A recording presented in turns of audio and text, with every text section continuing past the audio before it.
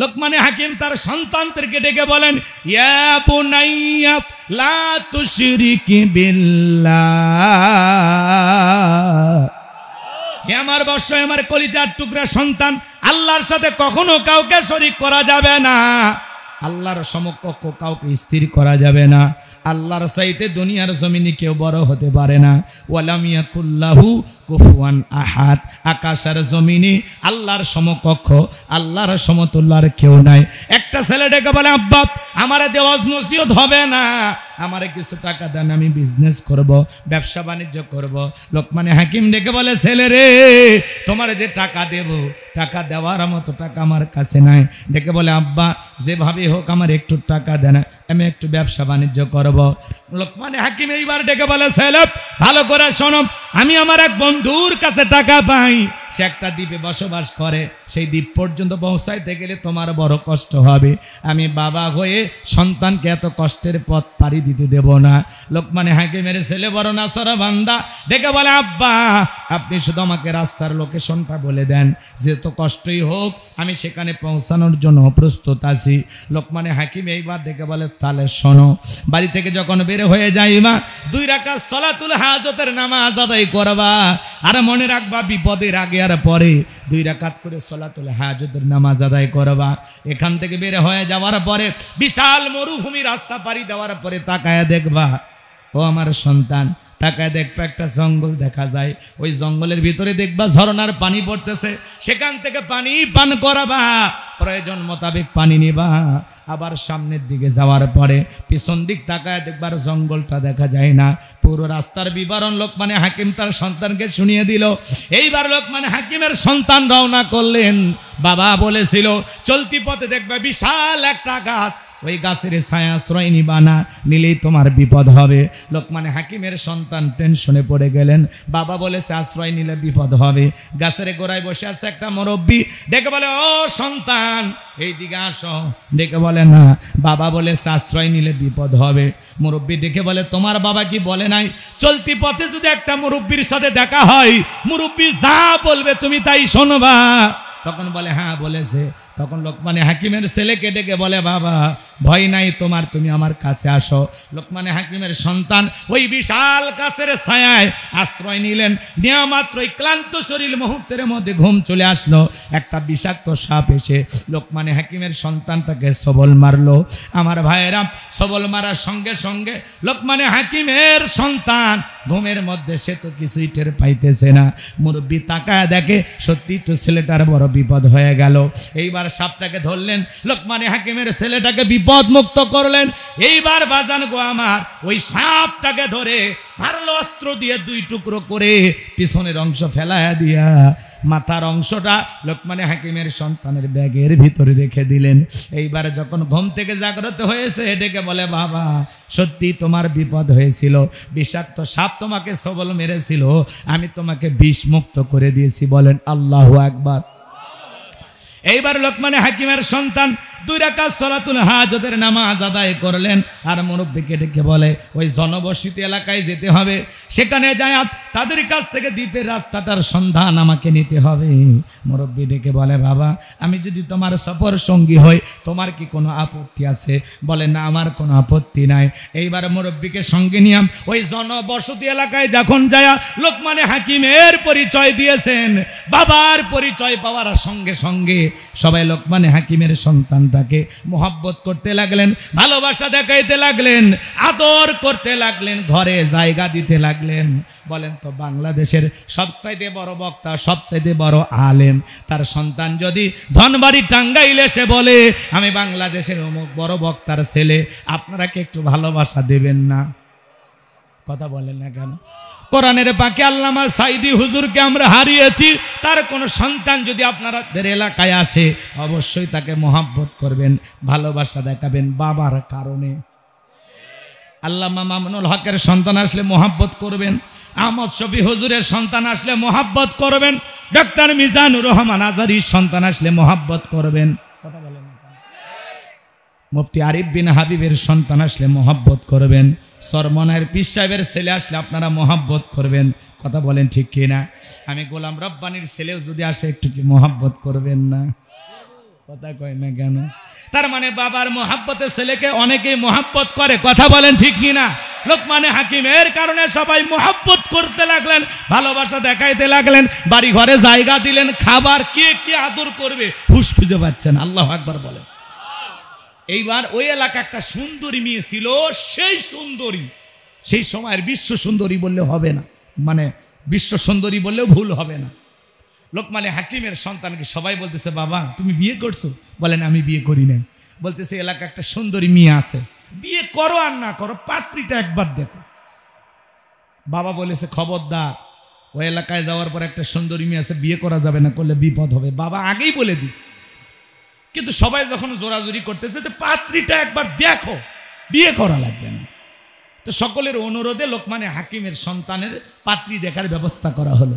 এইবার মেয়েটার দিকে একবার তাকাইছে, এত সুন্দরী, চোখ দুটো হরিণীর মতো কালো, গালগুলো কমলার মতো, সেই অপরূপা সুন্দরী, রূপে গুণে কোনো কিছুর অভাব নাই।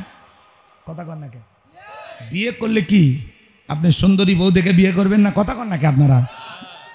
তবে যারা পাত্রী দেখতে যান খবরদার, বিয়ে করার সময় পাত্রী দেখতে গেলে ভাবি আর খালাক সাথে নেবেন না। পাত্রী দেখতে গেলে মা আর মায়ের পেটের বোন সঙ্গে নিয়ে যাইবা, কথা কয় না? আর কিছু কিছু ছেলেপেলে আছে বন্ধু বান্ধব দুলে ভাই সব মিলে পাত্রী দেখতে যায়, এদের লজ্জা নাই, কথা বলেন ডেকে না? এই পাত্রী তোমার দুলে ভাই দেখা যায় আছে, বন্ধু দেখা যায় আছে, ফাজলামি করো না। আলেমুল আমাদের কাছ থেকে শুনে নিবা কিভাবে পাত্রী দেখতে হয়। বেটা ফাজলামি শুরু করছে, রাগ করতেছেন আপনারা?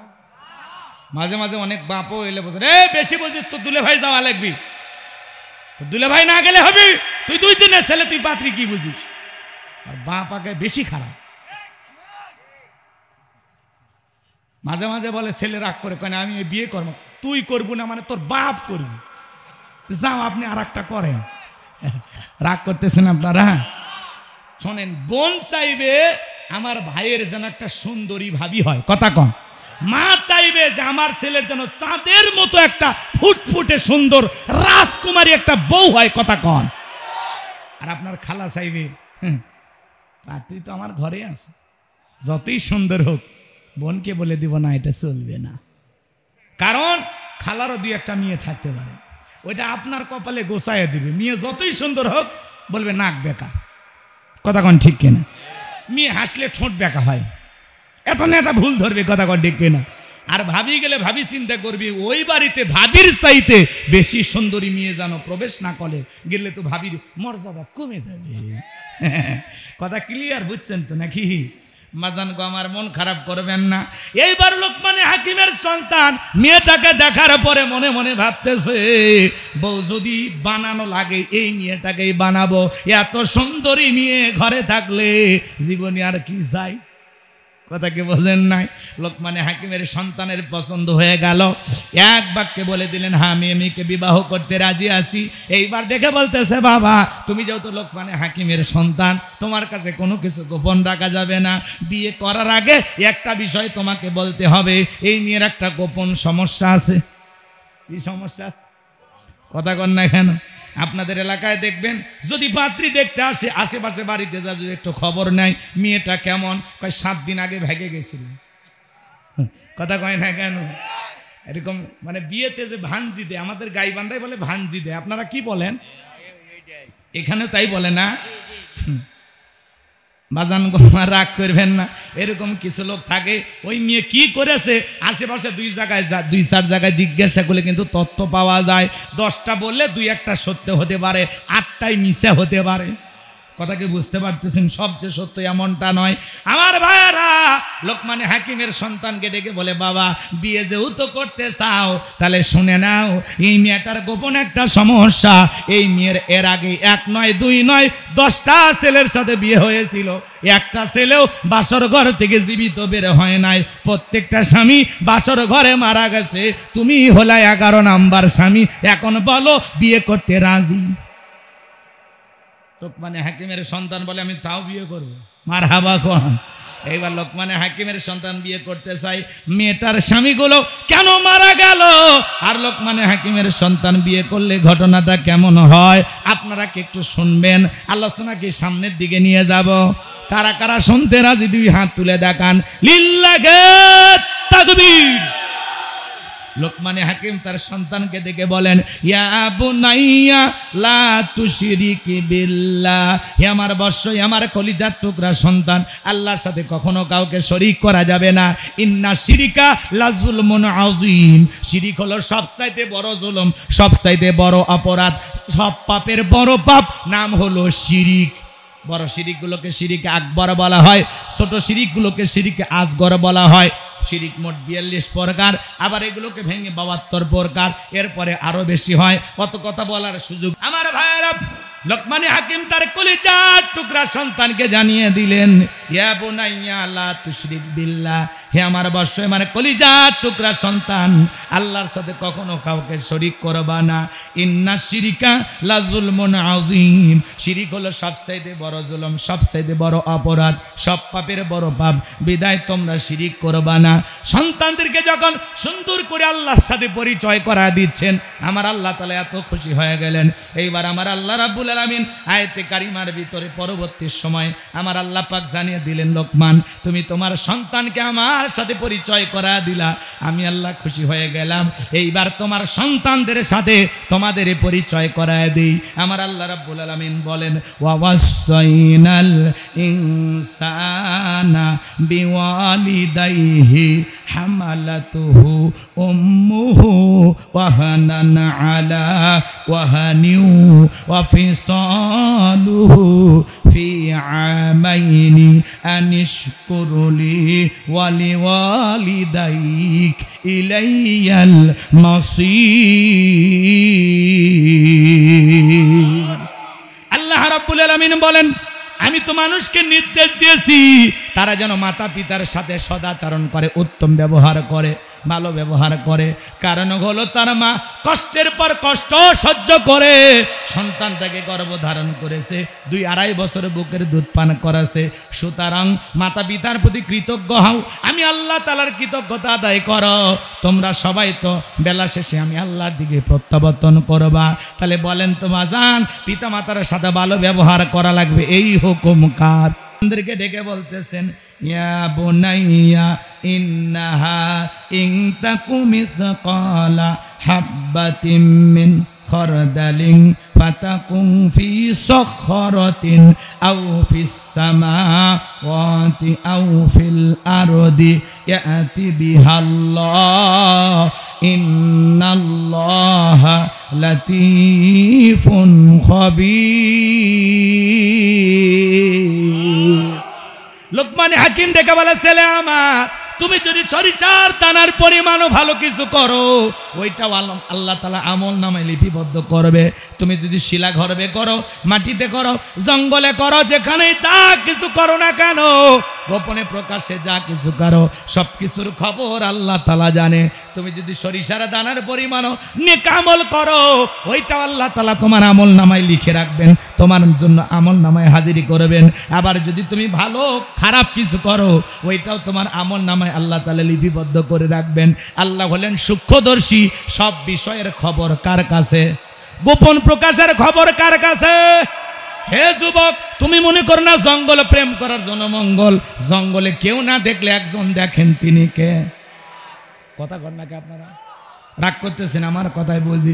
যুবক রে, তুমি মনে করো পার্কের সিপা গলিতে প্রেম করতেছো, কেউ দেখতেছে না, পিতা মাতার চোখকে ফাঁকি দিতে পারো, কিন্তু আরশের মালিক আল্লাহর কুদরতি চোখকে ফাঁকি দিতে পারবা না। আপনি আমি গোপনে প্রকাশে যা করতেছি, বনে হোক, জঙ্গলে হোক, বাগানে হোক, বিমানে চড়ে হোক, আর পানির নিচে হোক, যেখানে যা করতেছেন, আল্লাহ বলেন, ফামাইয়া আমাল মিসকালা যারাতিন খায়রান ইয়ারা ওয়া মাইয়া আমাল মিসকালা যারাতিন শাররান ইয়ারা। বান্দারে, তুমি যদি যাররা পরিমাণ অনুপরিমাণে নেক আমল করো, ওইটাও তোমার আমল নামে লিপিবদ্ধ করা হবে। আবার তুমি যদি যাররা পরিমাণ অনুপরিমাণে বদ আমল করো, ওইটাও তোমার আমল নামে লিপিবদ্ধ করা হবে। কেউ রাস্তা চিনতেছে না, দেখিয়ে দিলেন, ভাই এই দিকে সোজা গেলেই ধনবাড়ি, আপনি সব পাবেন। কথা বলেন। রাস্তায় একটা ইট পাথর পড়ে আছে, কাঁটা পড়ে আছে, সরায় দিয়ে রাস্তা পরিষ্কার করলেন। এই ভিডিওটাও আল্লাহর ফেরেশতারা করে রাখবে, কথা বলেন ঠিক না? আবার আপনি গোপনে প্রকাশ্যে যা করতেছেন সব আল্লাহর ফেরেশতার লিপিবদ্ধ করতেছে। মায়াল ফিজু মিন কাউলিন ইল্লা লাদাইহি রাকিবুন আতীদ। বান্দা এমন কোন কর্মকাণ্ড করে না যা আমি আল্লাহ রেকর্ড করি না। আপনি গোপনে কারো পুকুরে বিষ দিয়ে আসছেন, গ্যাস, কেউ ভিডিও করেনি, ফেরেশতারা করে রাখছে। আপনি গোপনে কারো পেঁপের বাগান, তরমুজের বাগান কাটিয়ে দিয়ে আসে, কথা কথা তরমুজের খেতে পানি মানে বিষাক্ত জিনিস ফেলে তরমুজের ক্ষেত নষ্ট করে, পেঁপের বাগান কাটে, পিয়ারের বাগান কাটে, কথা কন। আপনাদের এলাকায় এরকম শত্রুতা হয় না মনে হয়? ধানের জমি যা কি করছে, লবণ ছিটে দিয়ে ধান সব মেরে ফেলে দিছে আমাদের এলাকায়। এত শত্রুতা মানুষের, তা আপনি যা করবেন সব। আপনি কারো গাছের আম চুরি করছেন, কি কর না কেন? আপনার ছেলে না বইলে কারো গাছ থেকে 10 কেজি আম চুরি করে নিয়ে আসছে, আপনি বাবা যদি খুশি হন, হ্যাঁ আমি মানুষের পাতা ছিঁড়তে পারি না, আর আমার ছেলে হ্যাঁ আম চুরি করছিস, ভবিষ্যতে তোর বড় চোর হওয়ার সম্ভাবনা আছে। ছেলেটা না বলে স্কুলে পড়তে গিয়ে একটা কলম খাতা নিয়ে আসছে, বুঝাইয়া দেন বাবা, না বলে আনতেন। কলম খাতা কয়টা লাগে কিনে দেব, কথা কয় লাগে? বোঝেন, ভালো করে বোঝেন, খালি ওয়াজ শুনেন না। আপনার ছেলে কারো পুকুর থেকে গোপনে মাছ চুরি করে নিয়ে আসছে, আপনি মাছ দেখে খুশি হয়ে বলতেছেন, বাপরে বাপ 2 মাসের বাজার বাঁচাইয়া দিলি। আহা, এরকম বাবা হওয়া যাবে না। আজকে সন্তান ছোট ছোট অপরাধ করেছে, এইটার থেকে যদি সংশোধন করে দেন, বুঝিয়ে দেন বাবা এটা অপরাধ, এটা অন্যায়, কারো কাছে আম চুরি করতে নাই, কারো কলম না বলে নিয়ে আসতে যান নাই, কারো ক্ষতি করতে নাই। ছোটবেলা থেকে যদি ট্রেনিং দেন, প্রশিক্ষণ দেন, এই সন্তান হবে আদর্শ ভালো মানুষ, জীবনে কোনোদিন কারো বাগানের ফসল চুরি করবে না। কথা বোঝা গেল নাকি রাগ করছেন? হে যুবক, তুমি কি মনে করো বন জঙ্গলে যেখানে ঘরো না কেন, আল্লাহর ফেরেশতা কিন্তু দেখতেছে। রাতের বেলায় ঘরের দরজা বন্ধ করে মোবাইলে কি দেখো, কথা কন না কেন? এই মোবাইলের ওজন কম, কিন্তু মোবাইলের মাধ্যমে পাপের ওজনটা অনেক বেশি। এই মোবাইলের কারণে বর্তমানের যুব সমাজ ধ্বংস হয়ে গেছে, কথা বলে না কেন? এইবার লোকমান হাকিম তার সন্তানকে বলতেছেন, ইয়া বুনাইয়া আকিমিস সালাহ, হে আমার বৎস, হে আমার কলিজার টুকরা সন্তান, সালাত কায়েম করো, সালাত কায়েম করো। বাবা হিসাবে সন্তানদেরকে মসজিদে নিয়ে যাওয়ার দরকার আছে না নাই? পৃথিবীর সফল বাবা তারা, যে বাবা তার ছেলের হাত ধরে মসজিদে নিয়ে যায়। এদিক খেয়াল করেন, ইয়া বুনাইয়া আকিমিস সালাহ, হে আমার বৎস, হে আমার কলিজার টুকরা সন্তান, সালাত কায়েম করো। সন্তানদেরকে নামাজি বানাবেন, স্ত্রী পরিবার পরিজন যারা আছে সবাইকে নামাজি বানাবেন। এরপরে সন্তানকে বলতেছেন, ওয়া'মুর বিল মা'রুফ, সৎ কাজের আদেশ দিবা, ভালো কাজ করবা, নিজেও ভালো কাজ করবা, মানুষদেরকেও ভালোদের দিকে ডাকবা। এরপরে বলতেছেন, ওয়ানহানিল মুনকার, অসৎ কাজ করবা না, অন্যায় থেকে নিজেও বেঁচে থাকবা, অন্যায় কাজ থেকে নিজেও বিরত থাকবা, মানুষকেও বিরত রাখবা। ওয়াসবির আলা মা আসাবাক, বিপদ আপদ মুসিবত আসলে সবর করবা, ধৈর্য ধারণ করবা। এই কাজগুলো করতে গেলে বিপদ আসতে পারে, এগুলো পালন করতে গেলে মুসিবত আসতে পারে। শত বিপদ মুসিবত আসলে তুমি সবর করবা, ধৈর্য ধারণ করবা। সন্তানকে কখনো এইভাবে ওয়াজ করছেন? কখনো বুঝাইছেন বাবা এটা ভালো এটা খারাপ বলেছেন? না, আপনার কথা করছেন না, আর কষ্ট না দিই, অনেক রাত হয়েছে। সকলে ভালো থাকেন, সুস্থ থাকেন, আমার জন্য দোয়া করবেন, আমি আপনাদের জন্য দোয়া করি।